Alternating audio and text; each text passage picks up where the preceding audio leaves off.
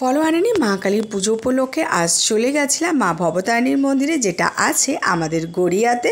Wait করছিলাম প্রিয়ঙ্করের জন্য। প্রিয়ঙ্কর আসতেই মন্দিরের ভেতর চলে গেলাম, কিন্তু একটু দেরি হয়ে যাওয়ার কারণে মন্দিরের আরতি কিন্তু শেষ হয়ে গেছিলো। আর কিছুক্ষণের জন্য মন্দিরের দরজা বন্ধ থাকে, কারণ তখন মাকে ভোগ দেওয়া হয়। আর ভোগ দেওয়ার পরেই আবার মন্দির খুলে দেওয়া হয়, তখন আমরা সবাই আবার পুজো দিতে পারি।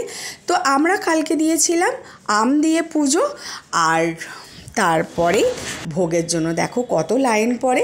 তারপর মায়ের ভোগ খেয়ে নিলাম আমরা, আর তারপরে আমরা ধূপকাঠি মোমবাতি মাকে দেখিয়ে দিলাম, প্রার্থনা করলাম। আর আমরা কিন্তু এরকম মাঝে মাঝেই মায়ের মন্দিরে যাই, আর যেদিনই যাই সেদিনে অসম্ভব পজিটিভ আমরা ফিল করি।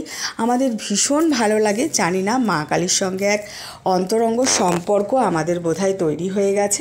তো যাই হোক, ভিডিওটা কেমন লাগলো অবশ্যই জানিও। টাটা।